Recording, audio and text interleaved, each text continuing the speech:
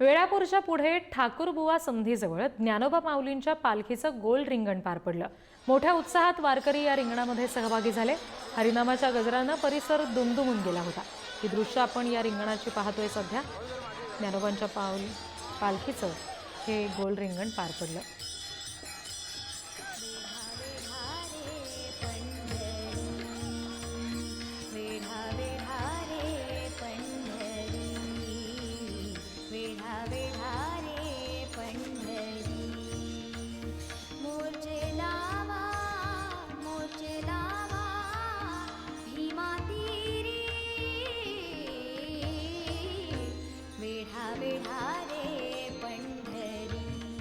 या सगळ्या संदर्भात आणखी तपशील देतील आमचे प्रतिनिधी सुजित काळंगे।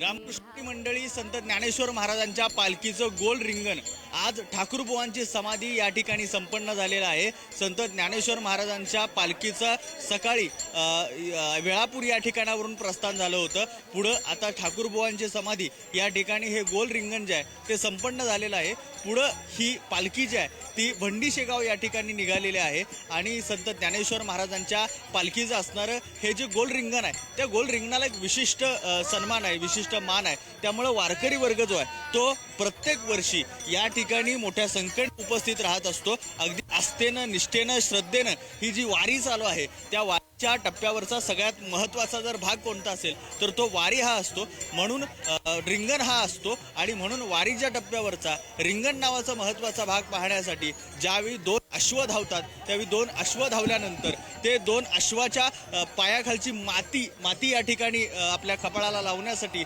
सगळी जी माणसं आहेत ती माणसं एकत्र येत असतात। गोल होतो आणि गोल झाल्यानंतर त्या ठिकाणी ती अश्व त्या ठिकाणी धावतात। पताकाधारी माणसं जी आहेत ती धावत असतात। डोक्यावरती हंडे असणाऱ्या महिला धावत असतात, डोक्यावरती तुळशी वृंदावन असणाऱ्या महिला धावत असतात आणि मग त्यानंतर ते जे दोन अश्व आहेत ते दोन अश्व त्या ठिकाणी धावत असतात। त्या दोन अश्वांच्या पायाखालची माती स्वतःच्या कपाळाला लागावी यासाठी प्रत्येक वारकरी हा आसुसलेला असतो। आता पंढरपूर जवळ येतंय त्यामुळे वारकऱ्यांमध्ये एक आनंदाची भावना असलेली आपल्याला पाहायला मिळते आणि म्हणून खेळी मिळी गदारोळी आनंदे असं ज्या पद्धतीनं म्हटलं जातं त्या पद्धतीनं रिंगण संपन्न झाल्यानंतर उडीचा खेळ असो किंवा पावले असो असा एक एक खेळ करत इथला प्रत्येक वारकरी हा यामध्ये रमण्याचं काम करत असतो। वर्षानुवर्षाचा हा ठाकूरबुवांच्या जवळचा असणारा या समाधी जवळचा असणारा हा जो सोहळा आहे तो सोहळा याही वर्षी या ठिकाणी संपन्न झालेला आहे। याला एक विशेष सन्मान आहे असं म्हटलं जातं। वारकऱ्यांची अशी श्रद्धा आहे की फार पूर्वी ठाकूरबुवांच्या दिंडीमधला घोडा सुद्धा किंवा अश्व सुद्धा त्या ठिकाणी एकादशीचा उपवास करत असायचा।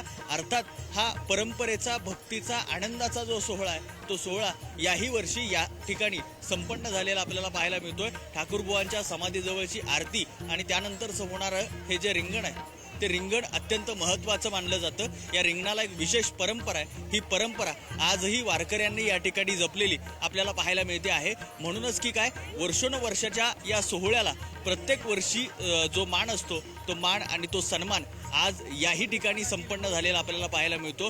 ज्या रथापुढच्या दिंड्या आहेत, रथापाठीमागच्या दिंड्या आहेत, या सगळ्या दिंड्या या ठिकाणी आल्या, या ठिकाणी त्यांनी या रिंगणाचा आनंद घेण्याचं काम या ठिकाणी केलेलं आहे आणि म्हणून आता भेटी लागे जीवा लागेल इसे आस असं ज्या पद्धतीनं म्हटलं जातं त्या पद्धतीनं ही भेटीची आस इथल्या प्रत्येक वारकऱ्याला लागलेली आहे आणि म्हणून इथल्या प्रत्येक वारकऱ्याच्या मनामध्ये तो पंढरीचा जो आनंद आहे आपल्याला पाहायला मिळतो आहे आणि म्हणून या रिंगणाच्या वेळी सुद्धा तोच आनंद आपल्याला पाहायला मिळाला। कॅमेरामॅन सुरेश सावंतसह सुजित काळंगे, पुढारी न्यूज, माळशिरस।